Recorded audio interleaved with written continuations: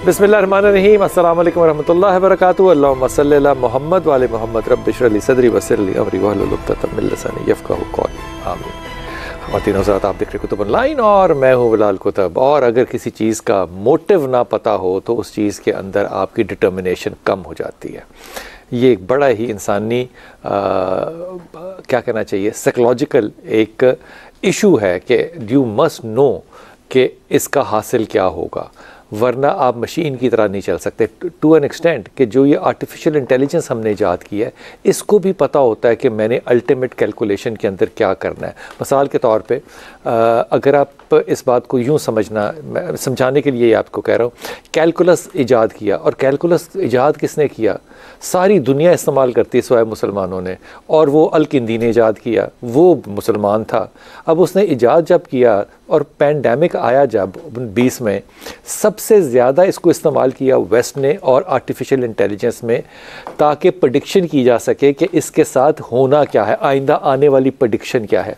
यानी कि इंसान के पास इतनी क़ुव्वत है इल्मी तौर पे, शऊरी तौर पे, कि वो मैथमेटिकल कैलकुलेशन के अंदर भी ये प्रेडिक्ट कर सकता है कि आने वाले वक्त में क्या होगा। और ये प्रेडिक्शन 20 में मैंने एक अमेरिकन NGO थी, उसके एक जानने वाले ने मुझे बताया कि पाकिस्तान में जो हालात ठीक होंगे वो 23 के अंदर बिल्कुल बराबर हो जाएंगे, यानी कि इक्वलाइज हो जाएंगे। और ये बात वो कर रहे हैं 20 के अंदर, और डेटा उनको कौन दे रहा है? पाकिस्तान के कंप्यूटर पे बैठे हुए छोटे छोटे बच्चे हस्पतालों से लाकर डेटा दे रहे हैं। लेकिन उसकी वैलिडिटी क्या है कि जो प्रेडिक्शन है वो बिल्कुल सही है।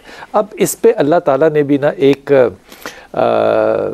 चाल तो नहीं मैं लफ्ज़ इस्तेमाल करना चाहता, अल्लाह ने भी एक रिवॉर्ड के तौर पे ना इंसान की इस नफ्सियात को ना भरपूर तरीके से ना सपोर्ट किया कि देखो तुम नेकी करो, तो नेकी अल्लाह वास्ते करनी चाहिए, बिल्कुल ठीक है।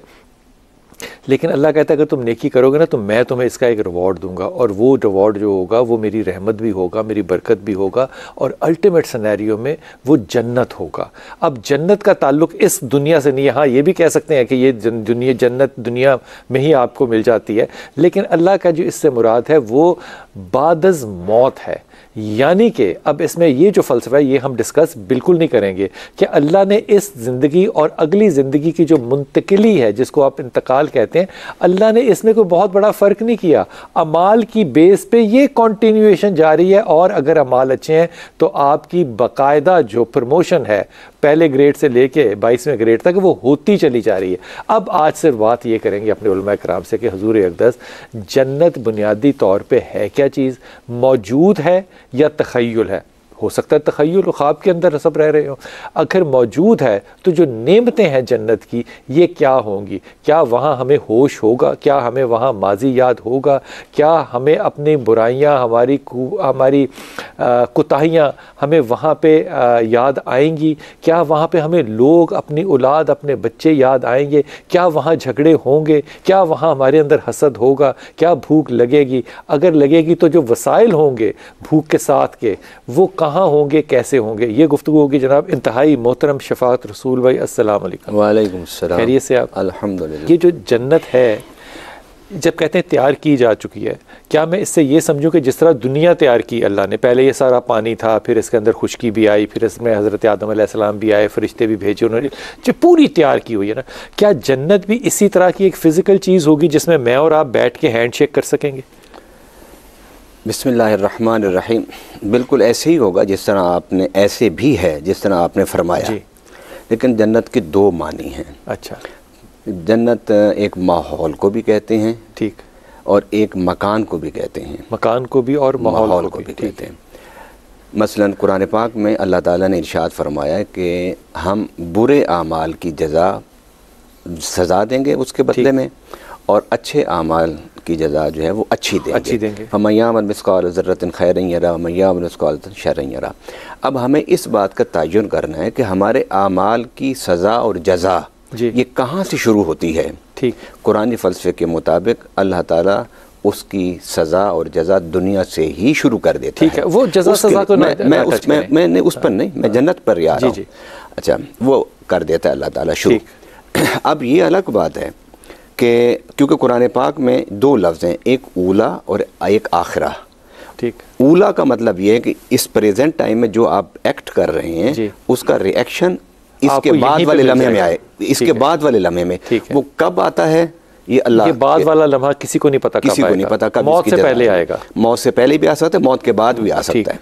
अच्छा, अब कुरान पाक में अल्लाह ताला ने एक तो इसको भी, अगर आपके अच्छे आमाल हैं और आपकी ज़िंदगी की जज़ा दुनिया में मिलना शुरू हो गई, ये जज़ा का मिलना ये जन्नत है, वो इस दुनिया में आपको मिले, ठीक है, या कब्र के गड्ढे में जाके मिले, ठीक है, या आखिरत के मैदान के फैसले के बाद मिले। हज़रत ये सारी तस्वीर कशी की है, ये तस्वीर कशी है ना, तस्वीर एक रंग है। अब इस पर सवाल ये पैदा होता है कि अगर ये रियलिटी है और सब कुछ ऐसा होगा तो क्या याददाश्त भी होगी हमारे पास, रिश्ते नाते ताल्लुकात, जैसे रसूल पाक सल्लल्लाहु अलैहि वसल्लम ने सहाबा को कहा कि तू मेरे हमसायों में से होगा, तू मेरे साथ होगा, अली का घर यहाँ होगा, अबू बकर का घर यहाँ होगा, क्या ये चीज़ें वहाँ मैटर करेंगी? फिर इसमें तो कोई शक नहीं कि जन्नत एक हकीकत है, ठीक, लेकिन उस हकीकत को आप उठा के मौत के बाद रखें। हाँ। ये कुरानी फ़लसफ़े के मुताबिक इस दुनिया की ज़िंदगी को जन्नत बना लें। कुरान ने तो 2 जन्नतों की बात की है ना, और हम मरने के बाद की जन्नत की बात करते हैं। हाँ। और इस दुनिया को जन्नत बनाने की जो कुरानी तालीमात और हिदायत है उधर हम आते ही नहीं, जी, हम उसका जिक्र ही नहीं करते। हाँ। सही कह रहे हैं। अच्छा, एक बात। दूसरी बात है कि मेरे भाई हैं एहतशाम, इन्होंने जितनी हदीसें बयान की हैं तफसील वाली, वो कोई बुखारी शरीफ में नहीं है। मैं गुजारिश ये करूँगा अपने दोनों साथियों से कि अगर कुरान और मुस्तनद अहादीस के दायरे के अंदर अगर हम रह के जन्नत, मुस्तनद वाला आपने जो मौजू छेड़ दिया ना, उसमें से आपने लुत्फ मुझे लगता है निकाल देना। नहीं, इनमें से जो अक्सर मैंने हदीसें बयान किया सारी सही है, जुदा जुदा है, जुदा जुदा है। हाँ। तो अगर हम उन हदीसों के दरमियान रहें तो आज के इस दौर में आज के नौजवान को हम मुतमईन करने के काबिल हो सकते हैं। आज से 40-50 साल पहले जो वाइज़ीन की किताब केस्टें हैं या किताबें हैं जिसमें जन्नत बयान की है, लोग तो आज उसे पढ़ के हैरत में डूब जाते हैं। सर बल्कि वो शायद आप चलिए आप बात मुकम्मल करें, उसका जवाब तो मैं दूंगा ना कि कहाँ कहाँ है। अच्छा, नहीं वो तो आखिर बुखारी में पढ़ता रहा हूँ, 4 साल पढ़ाता भी रहा हूँ, मुझे पता है कि 8 दरवाज़ों की हदीस भी बुखारी में, माला ऐनुन रात वाली हदीस भी बुखारी में, लाबिना तुम मिन ज़हबिन व फिज़्ज़ा वाली हदीस भी सही है। आपने जो कहा ना 70 उसके कमरे होंगे, तो वो सुने नहीं, मैंने माजा किया नहीं है, उसमें बुखारी में ये नहीं है। सिर्फ बुखारी में, अब दुनिया में जो जन्नत है हम उधर जिक्र ही नहीं करते। ठीक है, हम दुनिया असल में मुख्तसर बहुत है। अच्छा, हम दुनिया की जन्नत जिक्र नहीं करते। अगर इसकी जरूरत ना होती, अगर इसकी जरूरत ना होती तो अल्लाह ताला कुरान में क्यों बयान फरमाता? फरमाता कि अल्लाह ने अपने वादे को पूरा कर दिया कि तुम्हें दुनिया में जन्नत अता फरमा दी और तुम जहां चाहो जन्नत बना लो। किस तरह कि मेरे नबी करें ना। अच्छा, मेरे नबी दुनिया की जन्नत क्या है? मतलब कुरान पाक में अल्लाह ताला ने को जन्नत का जिक्र किया है। जब आदम अलैहिस्सलाम आए ना दुनिया में, मैं वो दुनिया की जन्नत क्या है? दुनिया में जन्नत, जो आदम अलैहिस्सलाम दुनिया में आए तो फरमाया इन्ना लका अल्लाह तजुआ फीहा वला तारा व अन्नका ला तस्मौ फीहा वला तदहा। आदम, जन्नत किसे कहते हैं? कि जिसमें भूख ना हो, जिसमें प्यास की तपश ना हो, जिसमें बदन नंगा ना हो, जिसमें जुल्म ना हो। ये जब 4 चीजें जिस माशरे से खत्म हो जाएं, देखिए ना, मोमिन के लिए क्या था नहीं, अमीर आदमी के लिए जन्नत है। देखें, मैं उसका जवाब भी दे सकता हूं, के लिए बेचारे के लिए देखिए क्या था नहीं। अब नबी पाक सल्लल्लाहु अलैहि वसल्लम ने एक रियासत बनाई ना, एक निज़ाम बनाया ना, कि जिस निज़ाम में लोग मुतमईन थे। मैं बताता हूँ कब नंगे थे, कब भूखे थे। वो मदीना में आए, मदीना में रहे, एक निज़ाम बनाया। लोग हज़रत उमर फ़ारूक रज़ियल्लाहु ताला अन्हु मस्जिद नबी में सोए हुए हैं, कोई प्रोटोकॉल नहीं, कोई सिक्योरिटी नहीं है, और आम लोगों की तरह रहते थे। और जब बाहर के वफूद आते थे वो हैरान होते थे कि ये तुम्हारा बादशाह है, ये तुम्हारा हाकिम है, ये तुम्हारा अमीर है, कि ना इसको कोई प्रोटोकॉल, ना इसको कोई। और रातों को आप उठ के, गरीबों को फिक्र नहीं थी खाने की।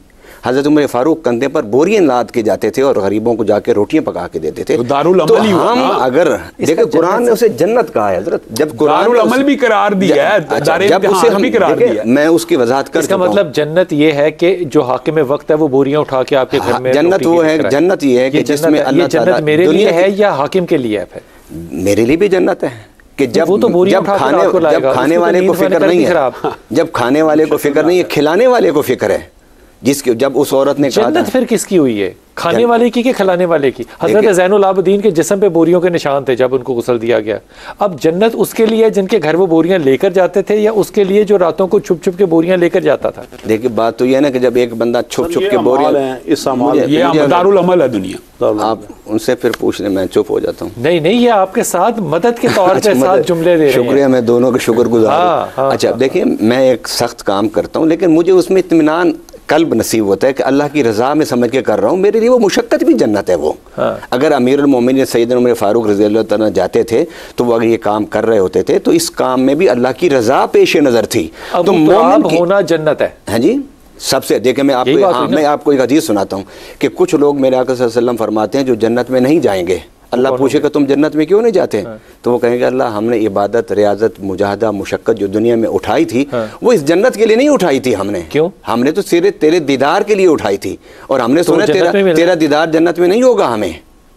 अच्छा, तो अगर तू फिर अल्लाह ताला उनसे वादा फरमाएगा तो कुरान पाक में कुछ लोग वो होंगे। ये थोड़ी सी तकब्बुराना सी बात नहीं लगती? नहीं, ये अल्लाह ने जन्नत रखी है, मैं को मुझे नहीं चाहिए। अल्लाह से एक इश्तियाक की बात है, अल्लाह से एक शौक की बात है, अल्लाह से एक मुलाकात के ज़ौक़ के अंदर और शौक के अंदर भी आजिज़ी होनी चाहिए ना। देख खैर मेरे लहजे में कोई लफ्ज़ ऊपर नीचे हो गया हो, वरना कुरान और हदीस में ऐसी बात नहीं है। वो मेरे लहजे में जो खिताबत में या अंदाज़े बयान में ऐसा हो गया हो। मतलब जाहिर करने का मतलब ये है कि कुछ लोग वो होंगे जो ऐसे जन्नत का दरवाज़ा खुलेगा और जन्नत में चले जाएंगे, लेकिन कुछ लोग नहीं जाएंगे। अब जन्नत में कुछ लोगों को ये भी फैसिलिटी मिलेगी कि उनको कहा जाएगा कि जिनको लेकर जाना चाहते हो ले जाओ। ये भी है, जो शफात करेंगे, शफात करेंगे दुनिया में ले जाएंगे, हाफिज़ कुरान शफात करेगा। अब यहाँ पर जन्नत जो है वो मैं शुरू से कह चुका हूँ कि जन्नत सिर्फ मकान का नाम नहीं है, जन्नत कैफियत का नाम भी है। जब आप यानी इनके कहने का मतलब जन्नत नज़ीर माहौल भी हो सकता है। चलें इसके ऊपर क्या बहस करनी है, दुनिया को जन्नत बनाने की कोशिश करनी चाहिए। नहीं, कुरान ने कहा है वक़ाल अल्हम्दुलिल्लाह अल्लज़ी सदक़ना लेकिन ये दुनिया अर्द का लफ्ज़ है। लेकिन मैं आपको बताता हूं दुनिया मलऊनतुन व मलऊनुन मा फीहा, वो और दुनिया के और दुनिया मलऊना है, अल्लाह लानतशुदा जगह। हां वो है जिसके बाद चलो अब इन्होंने 2 दफ़ा दोहराया मैं इसका जवाब। यानी वो शख्स जो दुनिया का, अब हदीस है ना दुनिया जीफतुन, हज़रत ने पढ़ी है, लेकिन आगे फरमाया व तालिबुहा किलाबुन, फरमाया दुनिया में रहते हुए दुनियादार बन के रहो लेकिन दुनिया के तलबगार बन के ना रहो। ये तलबगारी नहीं है ना, तलबगारी नहीं हम कह रहे हैं। अच्छा बाकी है कि वऔरसनल अर्दा, दुनिया के तलबगार बन के नहीं रहना, जन्नत का तलबगार बन के रह सकते हैं जी। ये आवाम के लिए ऐसे ही है, लेकिन खवास का दर्जा ये नहीं है कि वो दुनिया में इबादत करें दुनिया के जन्नत के तलब के लिए। वहाँ उनके दिल में आज भी तलब ये होती है कि हमने अपने रब को राजी करना है। यार अल्लामा साहब, अल्लाह ने पूरा कुरान पाक के 9 पारे जन्नत का जिक्र कर दिया कि इसकी तलब में और इसकी जुफ्तु वसीकल्लज़ीना तक़ौ रब्बहुम मिनल जन्नति ज़ुमरा। अल्लाह ताला ने तलब का लफ्ज़ कहाँ पर है? वसीक का माना तलब तो नहीं है। मैं ये कह रहा हूँ कि वसीक का माना लेके जाया जाएगा। 9 पारों में जो जन्नत का जिक्र है किस लिए? मुझे एक पारे में भी आप दिखा दें रब ने कहा कि तुम इबादत जन्नत की तलब में करो। जन्नत अजर ज़रूर करार दिया है।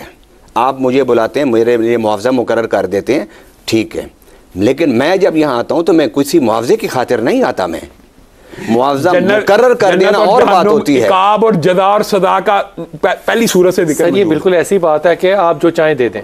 मालिकी यौमिद्दीन, जन्नत का कंपैरिजन कैसे हो सकता है? आप अपनी खुशी से हदिया देते हैं। हदीस पाक में रोजेदार जो है, रोजेदार मोटिव है जी, रोजेदार जो है वो उसमें हदीस पाक में भी कुछ रोजेदारों को अल्लाह जन्नत दे देगा और कुछ रोजेदारों को अल्लाह कहेगा कि अस्सौम ली वाना उज्जा भी, तुमने रोजा मेरे लिए रखा था और नीयत ये थी कि हम रब को पाएंगे। हर जन्नती को दीदार रब्बानी होना, लेकिन हर जन्नती का ये नहीं होगा। हर जन्नती को वो अल्लाह को, हर जन्नती का, हर जन्नती को नहीं होगा दीदार। वजूह यौमइज़िन नाज़िरा इला रब्बिहा नाज़िरा, ये कैसी बात की है? हर जन्नती को सही हदीस में है कि जुम्मे के दिन दीदार होगा। हाँ, जो मुत्तकी होंगे, औलिया अल्लाह होंगे, जुम्मे का दिन भी होगा वहाँ पर। हाँ, जुम्मे का दिन भी होगा और फजर और असर का होगी वहाँ पर। फजर और दिन होगा ना रात होगी। भाई फजर और असर की जिक्र है, ये जुम्मे का जिक्र मौजूद है हदीस में और फजर और असर का हदीस। आप सही हदीस लाएं, सही हदीस। अगर हदीस की बात करनी है फिर मेरे पास भी बेशुमार हदीस है। आपको एक बात बताता हूँ, जो जन्नत में दीदार है, आप इनकार कैसे कर सकते हैं?